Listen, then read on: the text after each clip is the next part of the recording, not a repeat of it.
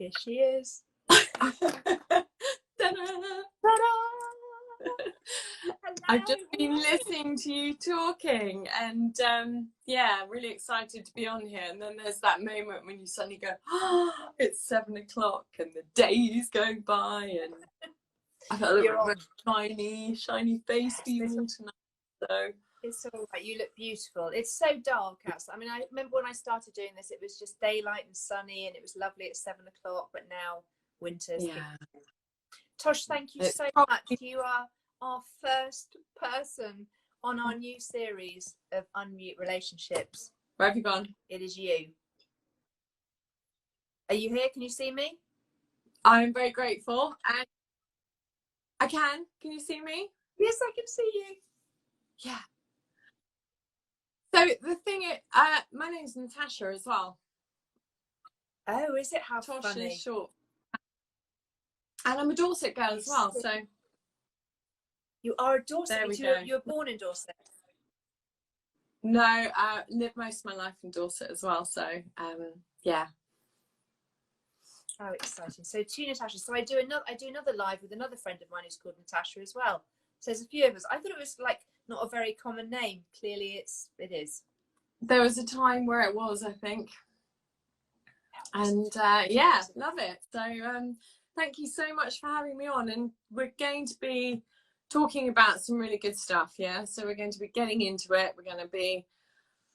I'm quite bossy, so I kind of caught a little bit of calling out, because one thing I found recently with my work is a lot of people are just so overwhelmed with what is going on that actually they just need somebody to go, right, do that, and I get really bossy with it all. So and you know what, the right people will just go, yeah, that's good, and it works for me. If you're ready to hear it, you're ready to hear it. So hopefully I'm going to be doing a bit of that today. Please be as bossy as you wish.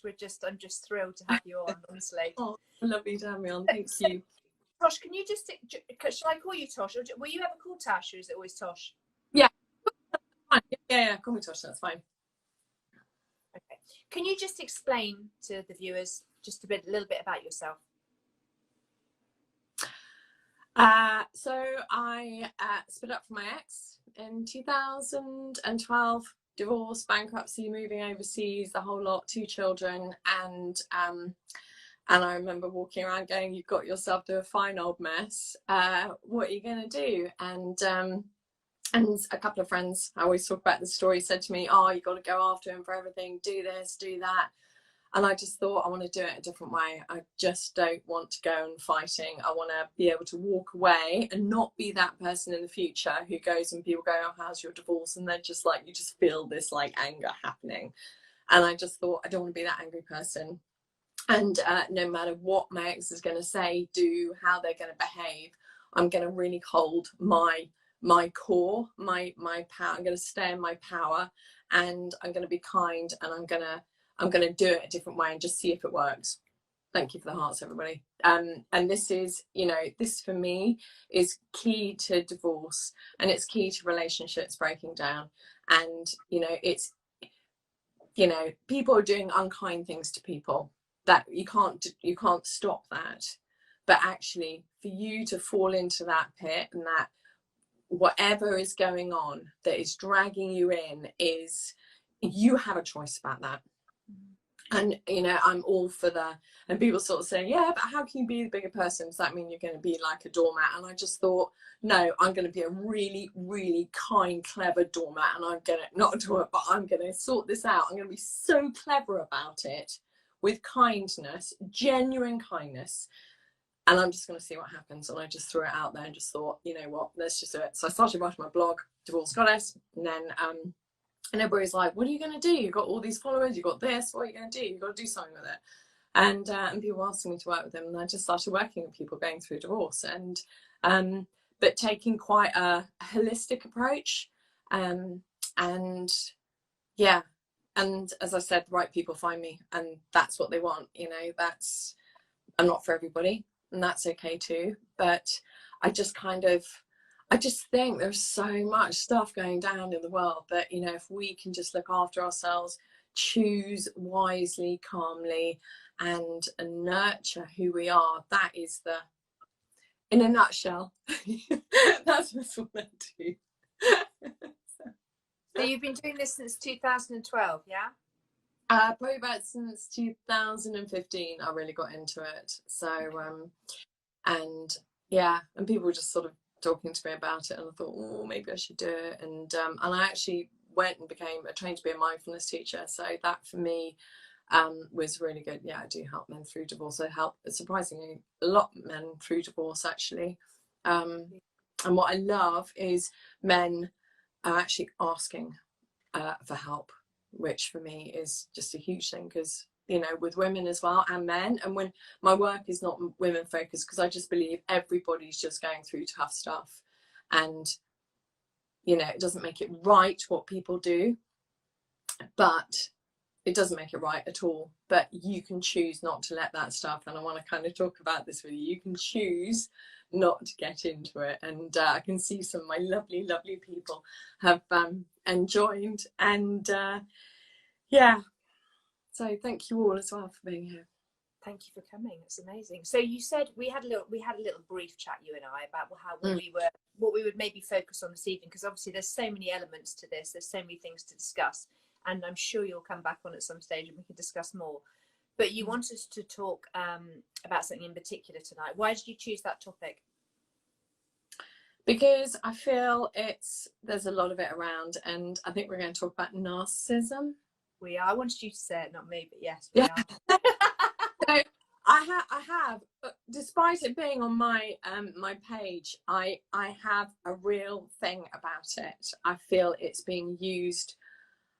There are a lot of people who are very unhappy and they're hurt, and they're also hurting people. And I'm not taking anything away from how people are and how they and what they're going through. This is really, really important. But I think there are a lot of people also walking around calling people narcissists because they're not doing what they want them to do. And it's an easy poke, it's an easy start, whatever you want to call it. And for me, I talk about so for me, it's like where your thoughts go, your energy goes. And I spoke to a client recently who came to me because she was like, I just don't want to be fixating on him. It was a him this time. There were women as well. And the sort of the anger, and he's this and he's that, and we're profiling him. Like you don't need to be doing that anymore. You're divorcing this person, yeah? You need to focus on coming back to you. This is about you now. And for me, you know, they're going to be in your life, but if ever you thought you could control a narcissist when you're married to them, you're certainly not going to do it after you've left, or you called it, you know, time, or you found them doing or whatever. You know, they are. So actually coming back from focusing on them, not giving them your energy, not giving them your thoughts, yeah, just, and I kind of use this sort of analogy of the backyard. So, you know, when you're thinking about your ex and their new partner, maybe you're like in their backyard, you're giving them all your lovely thoughts, your time, all that stuff. Like, why are you doing that? And that's why, and I know it's hard when somebody's hurt you and they're being unkind to you, and it's not like I had an easy ride at all, but it's about going, okay, noticing, going, okay, I'm in there, I'm going to come back to my backyard, and I'm going to make it, I'm going to nourish and look after my backyard. I'm going to think about me, I'm going to think about my kids, I'm going to think about my future, I'm going to think about my, you know, my lovely heart that might have been broken. How can I make myself better? How can I focus on me? It's like a torture, really, isn't it? What we put ourselves through sometimes, thinking about our exes, thinking about what they're doing, thinking about, you know, who they're with. You know, we know there's no positive outcome from it at all. We know it's not good for us, but we still, a lot of us do it. You know, Facebook after a couple of glasses of wine on a Saturday night, and you just go, oh man, you know, and it's not that, you know, I remember doing it once and feeling so horrible for the rest of the weekend. I was like, you're just not going to do that to yourself again. No. You know. Why do we do that? Why do we do it though? What is it? Is it a control thing? Is it something? So So for me, it's all about, so when I talk about noticing you're in that your ex's backyard and you come back into your backyard, what you're doing is you're recalibrating how you think. You're choosing to adopt a new habit. So you notice it, notice where you are, you go, actually, that's really bad for me. I'm going to come back and do something lovely. And so what you're doing is you're creating, I talk about sort of new neural pathway. So you're creating a different way. And the first few times you might mess up, you might get it wrong, you might do it, you might just do all that stuff. But actually what you end up doing is it gets easier. You get literally, I promise you, because you're creating this new habit of noticing, going, I don't need to go there. I'm going to come back. But the mind is sneaky, because just as you get good at it, it goes, oh, you don't need to practice anymore. And then you get caught out again, then you get triggered, and then you're back in their backyard. So it really is, it's like, and it doesn't take much to get back into the habit as well, but just make it your mantra that, you know, I will not give you my anger. You know, that was my thing, like, you will not have my anger. Yeah. Because, you know, we all know that thing, don't we, about, like, you know, drinking poison, or holding anger is like drinking poison and waiting for the other person to, you know, do whatever they've got to do. And you have a choice every time. You know, we have control of our own thoughts and our own actions and our own, you know, words every time we do. And it's, you know, it's hard not to be triggered though, isn't it? The triggering is just so difficult in everything in life. Yeah, completely. And but this is why the more you kind of do the work, you go, right, I'm not going to do this, you're not going to have my anger, you're not going to have my anger. Every time you feel it rising, you then go, okay, right, I'm going to go and do something. And it's like, it's the weirdest thing. We think, how are we going to escape narcissism? How are we going to escape our thoughts? You know, we can't control our minds. You can control your mind. And I just want to give you a little analogy about, you know, it's like when you get a new puppy on a lead, first walk out, it's like the most exciting thing in the world, yeah? And you've got to train your puppy to walk beside you. And it's consistent, and it's, you know, it's habitual, and it's talking kindly to the puppy, because the puppy's not going to do what you want if you're shouting at it. And we speak so unkindly to ourselves when we don't get it right, you know, and, you know, we're like, hey, you idiot, you fool, you know, oh my God, I'm a failure, I'm this, I'm that. And I just go, oh, I'm just like, you're not, you're just being human, learning to live a different way. And it is anything like that as a habit, isn't it? The more the thoughts that we keep going like that, the more it will become a habit, and the thoughts that it will just happen without us thinking about it, if you know what I mean. And one day the trigger will happen, and you just go, oh my God, I know, it's amazing when that happens, and I don't care. You go, yeah, there's a God, there's some, whatever it is you do, it's like, yeah, they're out there, they're with me, It's like, you know, you dread that you're with something, and you split and you think, oh God, I thought of them meeting someone else, it's going to kill me. And then suddenly sometimes it happens, you're like, oh my God, I'm so glad I'm not there. I'm so glad. Yeah. And you actually, oh God, and, you know. But it is that whole thing. I remember getting to a place thinking, well, at some point my ex is going to meet somebody, and, you know, I don't know what they're going to be like. And, you know, both my parents were divorced, and we've had difficult relationships with remarriages and stuff like that. So I had all that backstory as well. But I also had the backstory of my parents not being able to talk to each other after 35 plus years, and all the grandchildren, you know, it's like a big family event, and they can't be in the room together. And you just go, that for a time as well. Oh, honestly, and you just go, like, for you, you know, just please don't do that. So it's like almost like your children and the grandchildren, it's still going on, and you just go, wow, you're carrying all that stuff inside you. And my thing is, you're too precious to be carrying that stuff inside you. You know, you are too special to be carrying emotional baggage of anger and bitterness. And I know I kind of make it sound easy, but it really, just small habits. I'm totally and utterly like on this, as you can tell. So there's going to be people who are going to be watching this who are dealing with, you know, this in their life at the minute, whether it be a female or a male or whatever. You know, what's the first thing that they should do? How do they recognize this in their relationship? Because like you said, there are times when we think that someone is narcissistical, or, you know, but it's actually you that's being that way rather than them. It's quite a fine line sometimes, I think. So what's the first thing for people to recognize in their relationship? I think with their relationship is when they're just doubting themselves. When you are in that place where you are, you know, when I, you know, one of my big sort of tips is it isn't always good for you. Yeah. Oh, yes, all of that. Yes. But the one thing I would talk to you is like say to you is, like, if you are with somebody now, or you're going through something and you suspect they're playing mind games, they're messing with your head, that's absolutely every reason why you need to take control and get back into your backyard. That is just like, if those red flags are there and you're doubting yourself and you're questioning yourself, it is time for you to start getting back into you and reconnecting to you and building your foundations inside you, because you're too much in your head. Yeah, you're in your head, you're not in your body. And the other thing I would suggest you do is, you know, when something happens, if it doesn't feel right, it's not right, and you're going to feel it in your body.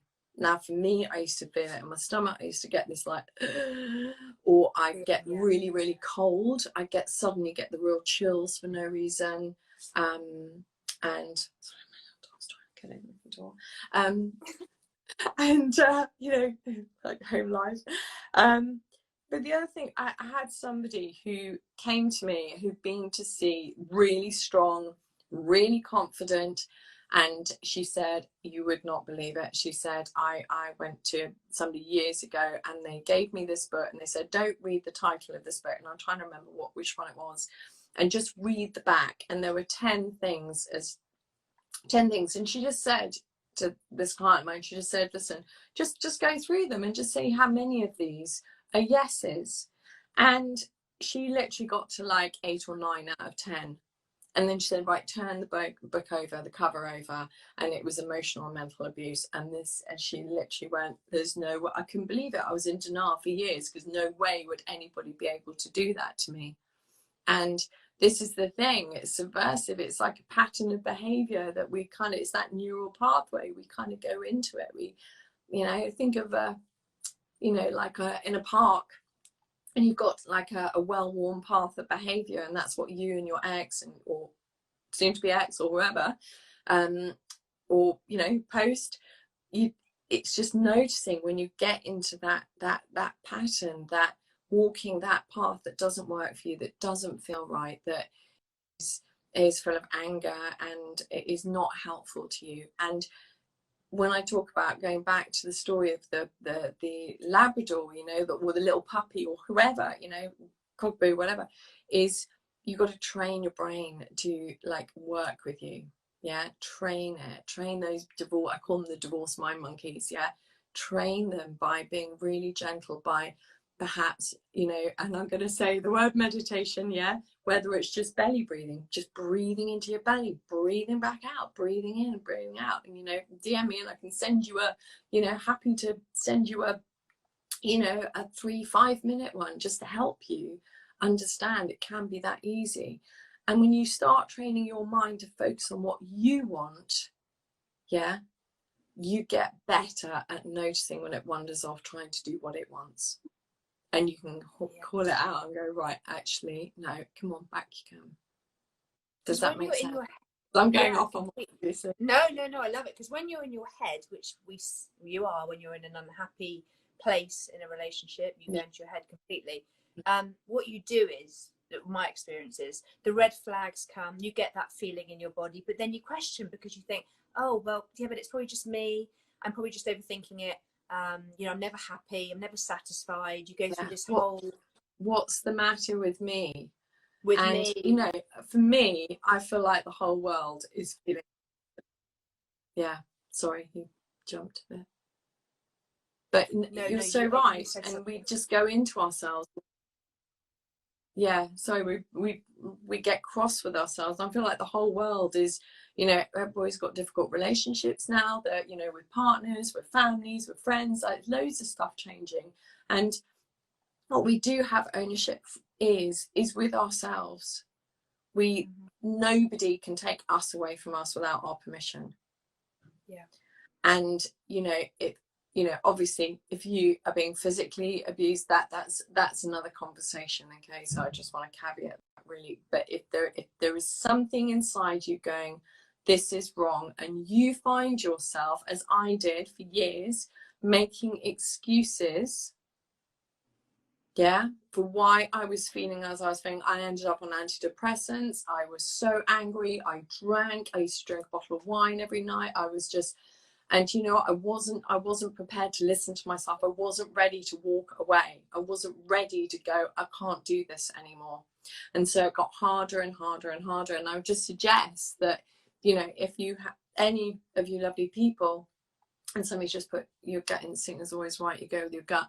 But if there is something that is just not feeling right for you, then the other thing is you've just got to trust you're going to be okay, right? Like, you're not being you're only being persecuted because you've got to take those steps. It gets harder, you know, when we're not listening to ourselves, when we're not listening to our intuition, it just gets harder and harder, and we get squeezed and squeezed and squeezed. And you just, and in the end, you're like, you know, you can't regret that you didn't walk away years ago. Of course you can't, because you are where you are now. But if you are feeling like your world is getting smaller and smaller, and you're gasping for air, and you're literally going, what can I do? How can I get away with this? You know, I'm on a live with you, so I'm happy to offer this up. You know, just leave a voice message if you've got, you know, or something. But just take that one step to start empowering yourself. Take that, you know, it might be like putting on a beautiful pink shirt and, you know, and wearing a different color. You know, I'm a big one, this is my big thing, is you know, your because I kind of do lots of energy healing as well, and I'm a Reiki master, and it is like, your root chakra is your power. It is like your grounding. It's like your it's where you feel strong, you feel safe. And I always suggest you buy a pair of red knickers, whatever red knickers you want, and you wear them in your over your root chakra. If you've got to go to any big meetings, anything, right? If nothing else, you know you've got something really special on. Wear your red knickers in your own backyard, yeah? Yeah, exactly. And enjoy it as well. You know, put yourself out your comfort zone. And I just want to kind of just say quickly that, you know, we talk about comfort zones. That, in my opinion, is your discomfort zone, because where you stay to be small. Yeah, right. Because you're too afraid to go out. Your comfort zone is outside of the supposed comfort zone, because that is where the magic happens. That is where you take that leap of faith. That is where you start trusting in yourself. You start believing in yourself, and you start going, do you know what? I'm worth more than what is happening in my life at the moment. Mm-hmm. I mean, there are people out there as well, because obviously I had quite a few messages today from people who on this topic, and they're going through divorce, and their life is hell now with the people, because some of them aren't even seeing their kids, because the partner's obviously controlled what the children think of the situation. It can be just horrific, can't it? Yeah, no, and do you know what? I'm not going to excuse anybody's behavior at all, which is why I talk about you owning your behavior. And at least whatever you're going through now, you know, if it's with the courts, if it's with lawyers, you know, you can be your best self. And you know you're not going to go home, because I just want to ask everybody, you know, how good do you feel when you lose it and you just go, oh God, what did I do that for, you know? And you just beat yourself up, you know, and something, you know, your ex might, or your soon to be ex might go, I've got what I want. So I just want to share. Right, I'm just going to draw you all a little picture, actually. Yeah, someone's just saying they're going out to buy some red knickers tomorrow. That's good. I love that. Go buy those red knickers and make them as fancy as you want. And you know what? You Fancy can walk pants. with under a pair of shorts. You don't have to put a fancy frock on. You can just, you know, that can be your next thing. Things to wear over red knickers. There you go. Great. So here we go. Here's you. Here's your ex. Okay, can we all see this? Right. So your ex goes, triggers you. There's the trigger. Okay. And you go, wah, and you give them all your lovely energy. And what do? They walk away triumphant because they got what they wanted. Yeah. And so true. And you know what? They're like king of the castle, queen of the castle, because they've got this. They've got everything that they wanted from you, which is absolutely why I'm so, you know, passionate, if you haven't noticed, about owning yourself, building yourself up, doing, you know, this is where you start with you. Stop giving the energy into how you control your ex. Yeah, you make you happen. Yeah. And that is, you can't buy that. Nobody else can make you happen. No, you know, you be there for you. Yeah, and you know, but the thing is, we've been so conditioned, haven't we? As you know, as well, to do, you know, we've got to do things in a certain way, and we've got to be this, and you know, we're all like gasping for air underneath all of this. So it's not selfish to look after you. It's not selfish to actually put down some boundaries, like, you know what, I'm, you know, and there are kind of lots of ways, you know, probably not here to do it, but there are lots of ways to do it. But really to have that, I don't know, that sense of who you are. Just, you know, so write down a whole list of write down a whole list of who, you know, what you love about you. Yeah, what is good about you? Are you a kind person? Are you just trying to make everybody happy? Are you trying to, you know, just be a good parent? You know, be there, because that's the other thing. You know, there are people messing with other parents, they're messing with each other's heads on their children, and, you know, stopping parents from seeing each other. And you know what, it's just so bad. But you can, right, get out of their backyard, come back to yours, and you provide this beautiful space for your children. Yeah, you provide this nurturing, warm mum or dad who's fully in their power, who's fully looking after themselves, who's fully feeling empowered and knows who they are. Yeah, get back to knowing you. Yeah, it's just, it's so logical, really, isn't it, the whole thing, but it's just so difficult to do. But because we're in our heads, it just feels really complicated. Yeah, it does. But anything in your head's complicated, you know, and that's why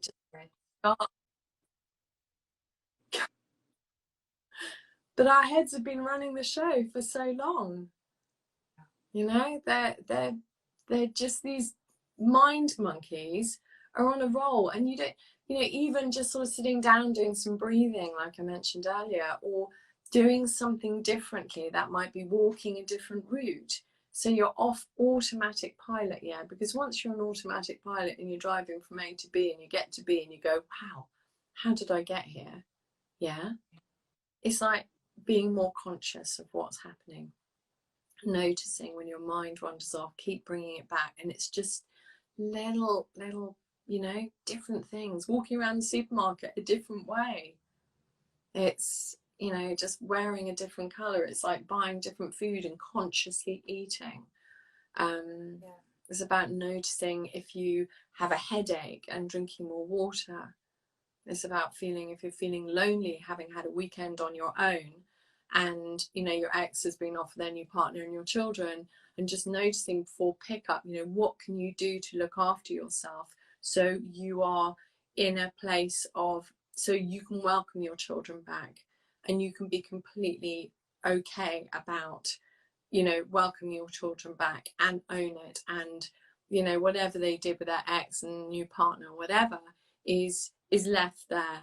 But you just, you know, I just feel like people are disempowered, and we don't need to be disempowered, but it's about, you know, exercise, eating well, being gentle with yourself. Or someone's just put there, it's hard to do that when someone hurts you so badly and more than once.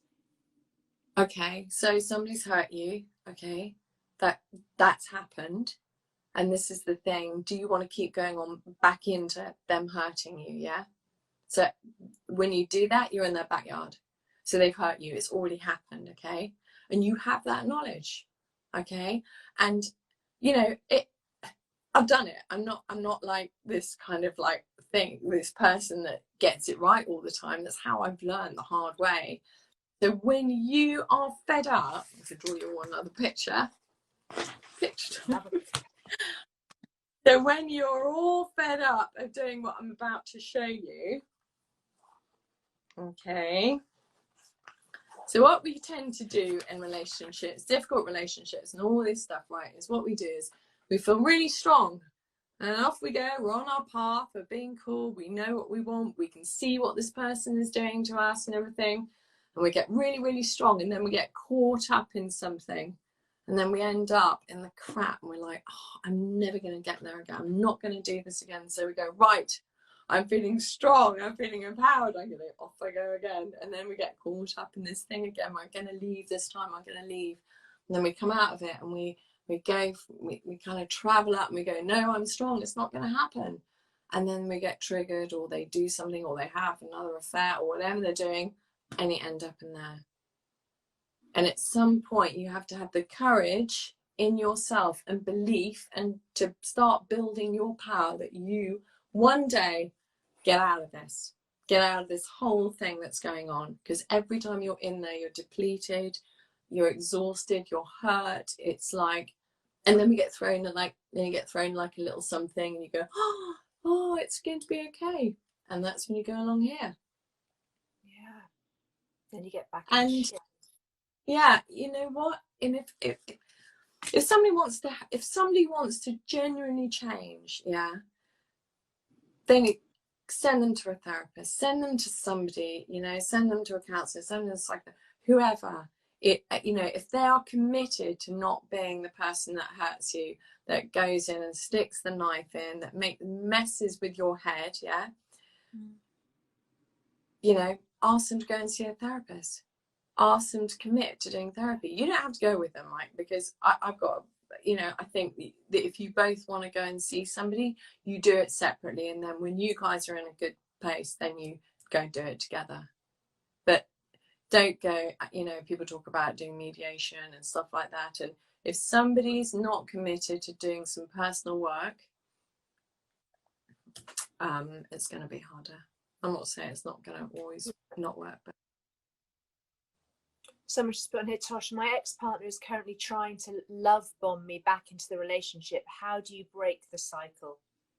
And I think she's also said he's using the children as a tool as well for that. Okay, so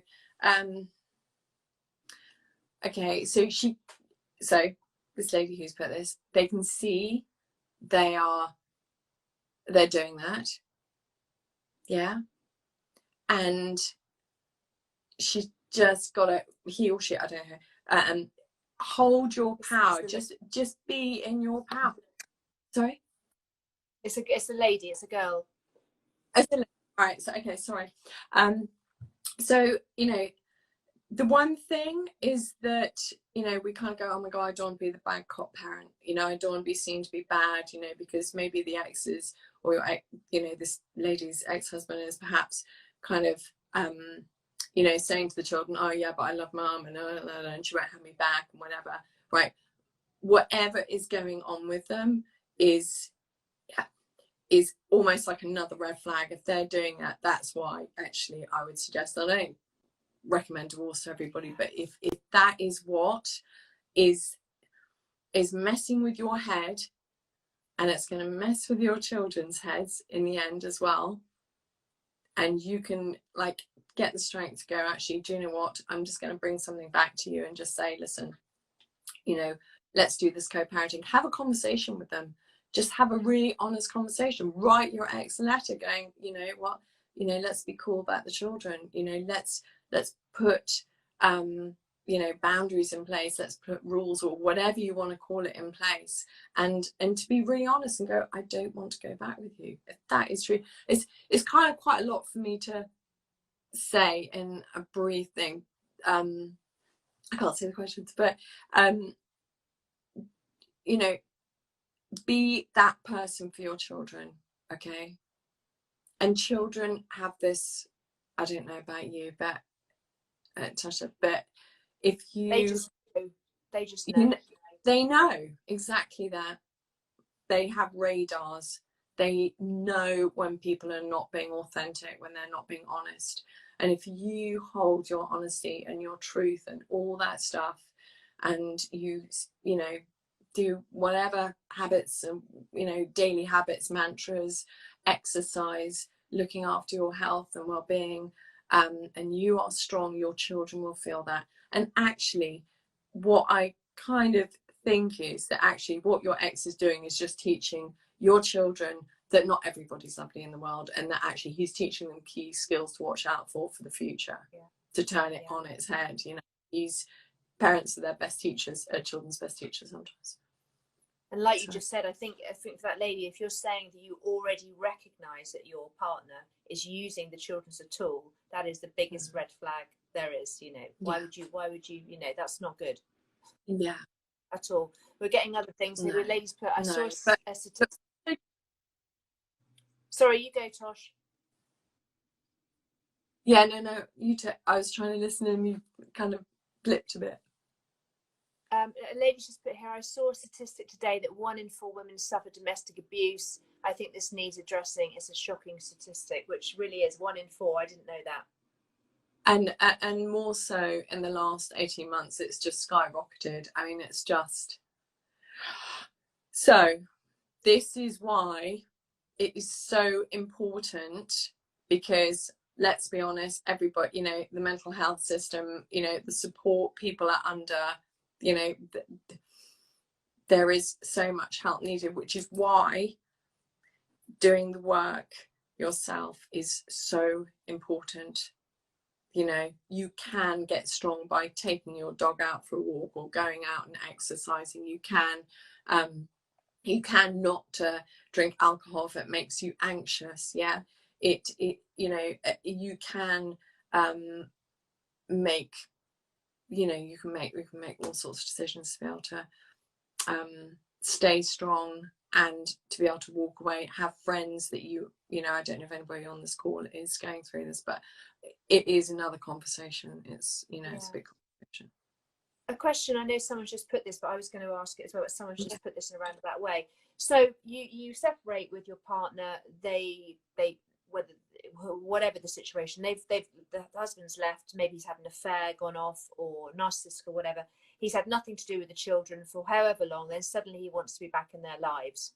And we talk so much about, you know, the parenting side of it, having boundaries, you know, not using the children as a tool. That's a very hard place to be in. If suddenly your partner has had nothing to do with the children, then suddenly, and this lady's just put, suddenly he's moved 2 minutes away and wants to be back in their lives. That's hard. That is hard. I mean, I don't have all the information about, you know, what, you know, his behaviour before, but no, of course. Hello, can you hear me? Yeah. But, you know, I think for men and women, I'm going to do it to both of you, because I don't like this pointing fingers at one or the other. I just think, you know, it's for everybody, that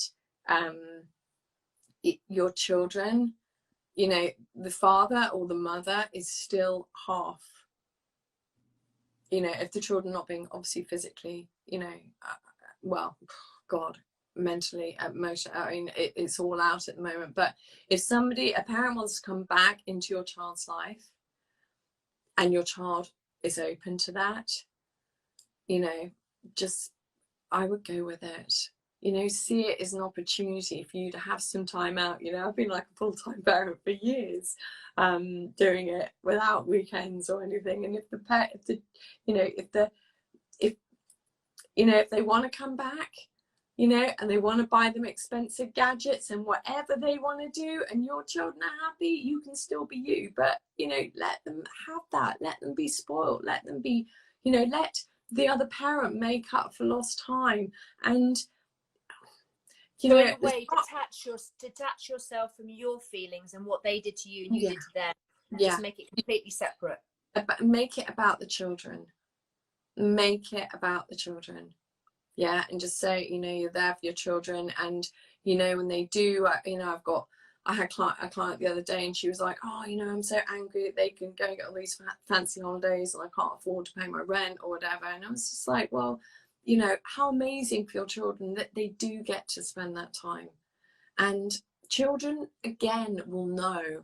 They will know when, you know, I just remember I used to have a group, and it, you know, and I remember one lady was furious, and she wouldn't have anything that the father had bought back in her house.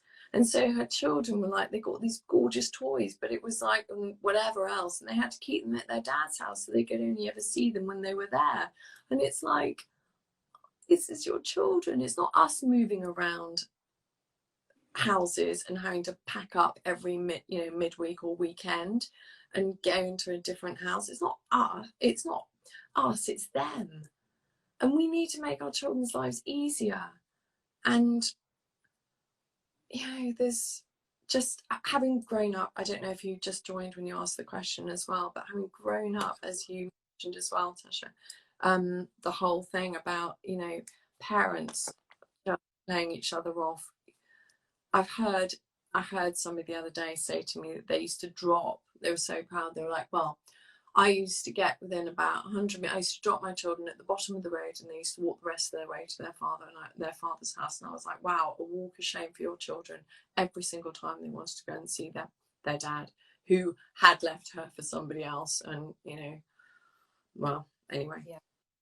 I think everybody needs to show up for their children, and if somebody's doing it, there's no judgment. But if you can, just let that bit go, so your children can enjoy, at least, as you said, absolutely detach. You're absolutely right. But it's so true, isn't it? Because our children don't choose this for whatever reason, but also they do. They have to pack up every other week. They go to different homes. They're meeting different families, different members. It's hard. It's really hard for them.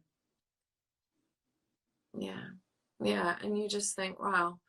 So if you can be the bigger person, your children not going to you. Don't want to. What if the children don't want to spend time? Ladies put on here, my children just don't want to see their dad. What do we encourage it? Do we? I suppose it's different. It depends what he's done. I think apparently he was a serial. I think he was an adulterer. She's saying serial adulterer throughout their marriage. Okay, well, okay. So, but that's not parent. That's with you. Yeah. Not with the children. But I think she's saying the children don't want to see him because of that. So, you know, it's hard. It's hard. I would suggest that if she, big ask, but then that's kind of the asks I ask my work is, you know, if you can be that bigger person and heal that relationship between your children and find a way to, you know, help them understand that people do things and they don't always, you know, understand what they're doing or they're thinking about it, and it's about him, not them. And she can just be this incredible strong person that can go, actually, do you know what, I'm just going to put all that stuff down, because you know what, if that's who he was, that doesn't, maybe I don't know what sort of father he was, and obviously I don't know all the details of the affairs. No, of course, difficult, isn't it? It's difficult to say. But your children are pressure.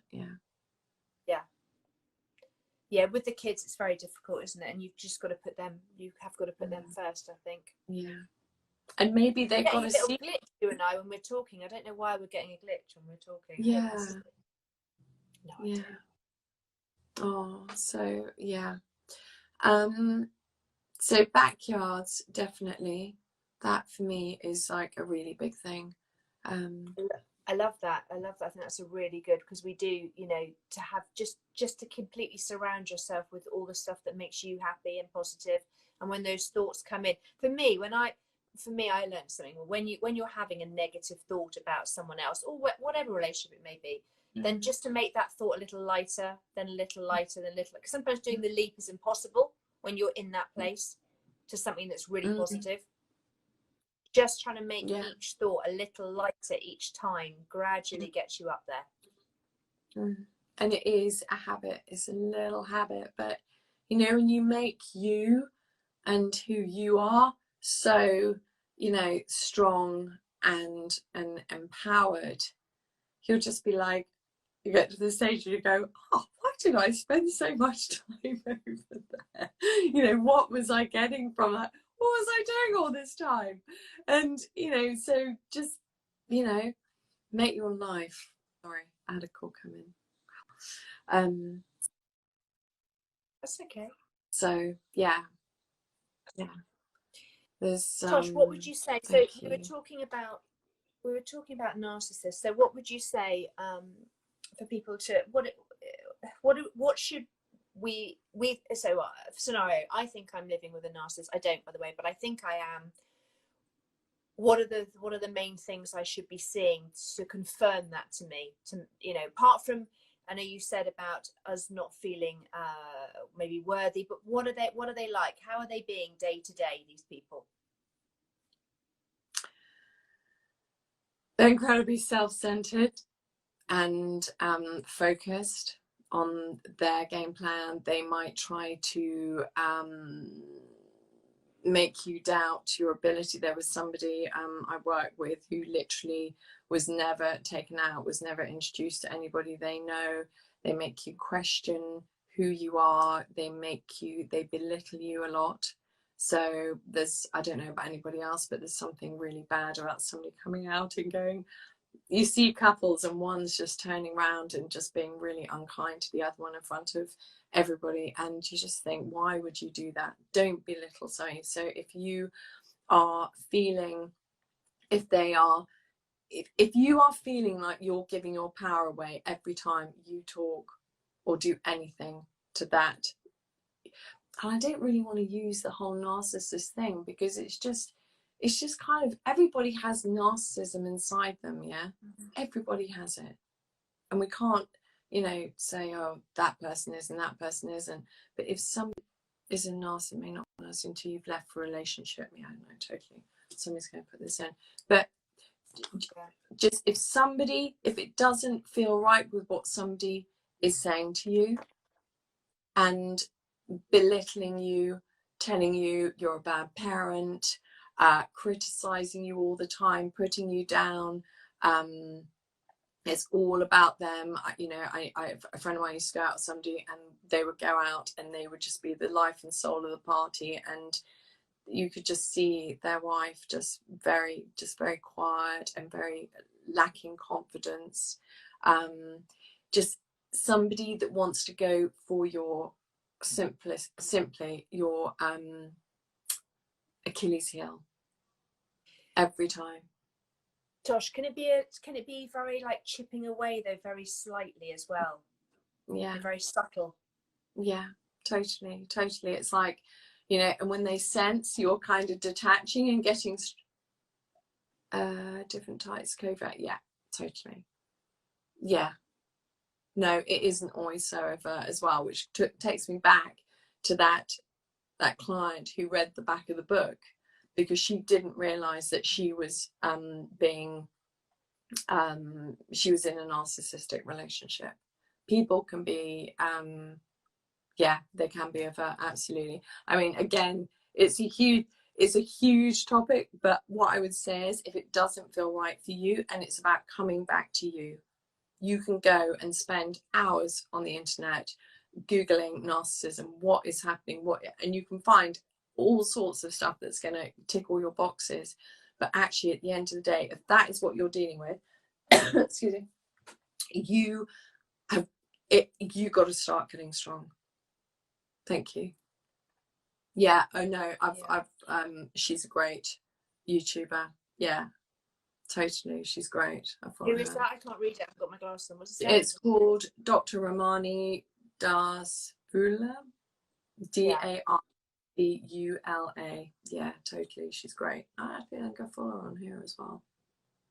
So I was just saying that you can have that where they're just chipping away very slightly, you know, just should you be wearing that? I'm not sure if it suits you. You know, just tiny little things that just creep up. And then before you know it, the confidence in you is completely gone. But it's been very slight and very, that's when it's very carefully done, I think.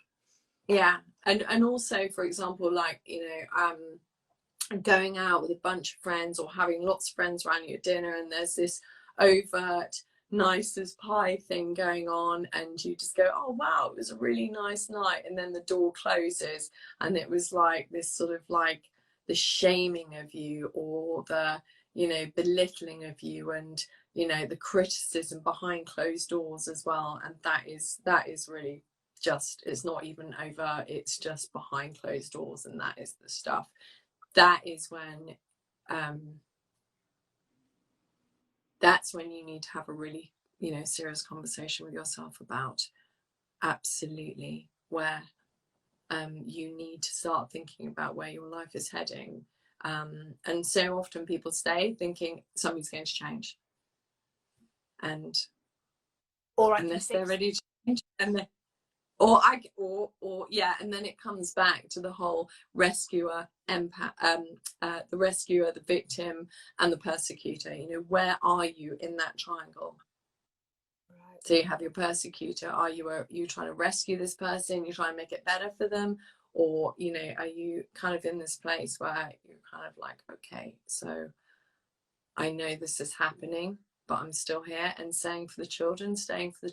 I you know, don't stay for the children, because your children, as you mentioned and, you know, spoke about earlier, is all about radars. Yeah.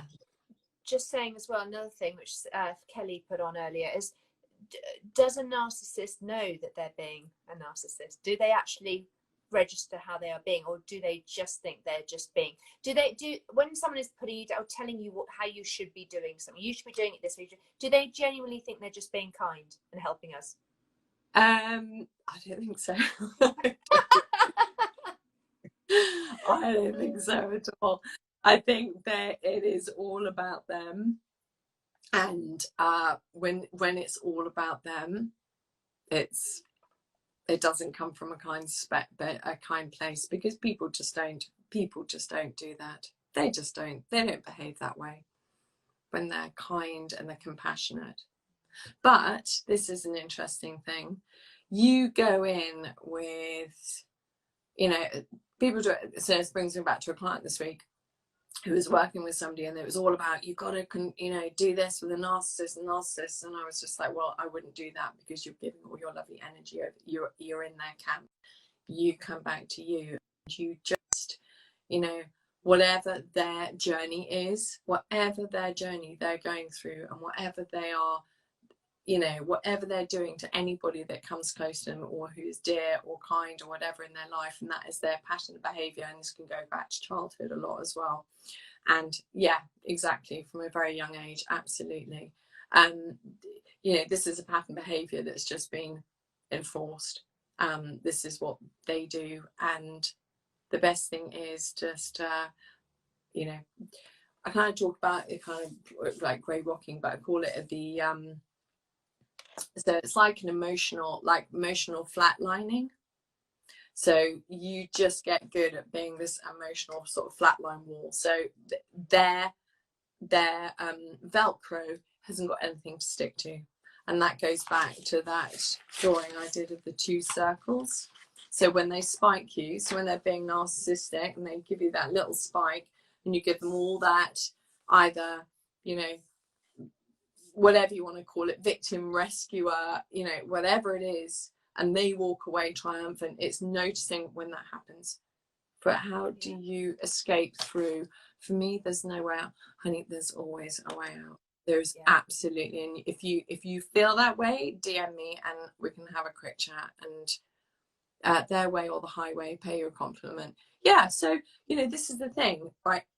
You do not have to stay with this. You do not have to stay with it. And you might walk away with nothing. Okay, you might walk away with but you will have you back, and that's got to be worth something. That's just got, that is solid. You are solid gold. But the thing is, if you're not ready yet to walk away, you've got to look at why you're not ready. And it might take years, it might take months, you might never do it. And again, you know, this is like your life, this is like your journey, it's like your, you know, and there's no judgment either, because I'm not in your shoes, I'm not you, you know, you are you in this. And I just want to say one thing: anything in life that is worth doing and is worth absolutely your precious life, you got to take that step. You just got to be so brave and courageous, and it's hard. But anything in life worth it takes it out of you. But do you know what? It takes courage. It takes, you know, you being brave. But if it's not working for you, and it's nobody, it goes back to that thing about, you know, you give permission to somebody by staying there, and you can leave, and there's help out there as well. And I'm happy to send, you know, Tasha, the a link to a really good charity as well. So yeah, we're just getting so many messages. We've got only a few minutes left. Kelly's just put, I walked away but then ended up with another without realizing till a year into the relationship, now single for 18 months, and realized my worth and not putting up with it anymore. Fantastic, Kelly, that's great. I'm trying to read some other ones. My husband thought he was being generous, offering me to see a life coach so I could reinvent myself and do something amazing. Yeah, I mean, we divorced, still put me back, every emotion trick in the book. I'm stupid, think of kids, home, etc. You're not stupid to think of the kids and home. It's an emotional, but you're being emotional. That's the thing, isn't it? And when we're dealing with emotions, there's not a lot of logic. And that's the trouble with all of this, with relationships. It's emotional, isn't it? I now feel not worthy. Yeah, totally. You are worthy, okay? You are absolutely worthy, and you may not feel it, but you matter. You absolutely matter. Yeah. You just got to make the change, haven't you? But if you don't feel worthy, you need to start making yourself feel worthy. Yeah, by looking after yourself, just by talking to yourself kindly. You know, not like, I don't feel worthy. It's actually, you know, I feel worthy. And I don't know about you, Tasha, but, you know, I've done that whole thing where I look in the mirror and I say the mantras, you know, you matter. You know, I used to find it really difficult to say I love you to myself, because I hated myself, because I got myself into such a bad place. And, you know, I just didn't feel, you know, I could love myself. And it's so powerful when you just start saying a few kind words to yourself every day, noticing when you're saying bad words to yourself, like I'm an idiot, I'm so stupid, I'm a failure, I'm ashamed, I'm like, whatever it is, just notice and stop using those words. Just try to notice when you're using those words and stop using them. Yeah. And change them. Just, you know, I'm learning. Or if you're saying, oh, I'm not worthy, I'm doing unworthy, say I'm doing unworthiness. Yeah. So just for today, I'm doing unworthiness. Yeah. It's like people say, like, I'm doing anxiety, I'm anxious, I'm anxious. That's like, that is just, you know, try saying I'm just doing anxiety today. I'm doing. Well, as soon I'm as doing you start trying, courage. as soon as you try to start pushing anything away, you're just giving all your energy to it and just reinforcing it, so it becomes much larger. Totally, totally. It's like, you know, it's like sometimes we've just got to trust in something bigger than what we can control. And I love that, you know, a story about like we've got the big river and you get all your stuff into a boat, and then we get so fearful what might be that we can't see further down the river that we start rowing upstream, and that's when we get exhausted, and that's when we get ourselves, you know, we just think, I'm doing all this work and I'm not getting anywhere. And so sometimes we've just got to put our little oars in our little boats in this big river of life and just trust that, just let, you know, just go down that river and see what happens. But it's having courage, as you said, and having, you know, feeling brave. I know we're having some. We're going to have to go, ladies. We've been on for an hour, but we're having some beautiful messages. Now, someone just saying she lost her mum, who was a go-to to talk to, so she's really struggled now and feel like she's settled. Yeah, so it's tough. People just reach out. There will be someone out there to talk to. You know, just keep reaching out, keep talking, keep supporting one another. That's all we can do. Yeah, and just have your people who, you know, a friend who can make you laugh, somebody who you can just cry with, you know, have a friend as well who, you know, is quite balanced, is not going to get into a, you know, like a, you know, dissing the other parent, you know, who can call you out, so you can have a balanced conversation perhaps about the children, no matter whether you're being triggered or whatever they're doing to you. You know, it's like to, you know, to get you to cool your jets a bit, which is always a good thing. Yeah. So Tosh, yeah, listen, darling, thank you. So we've taken up an hour of your time, and I'm so appreciative. And I'm just going to say to everyone who's watching, if you have any questions or you want to speak to Tosh, please contact her. Or you have anything you want to write underneath here, or you want to DM either of us, please do.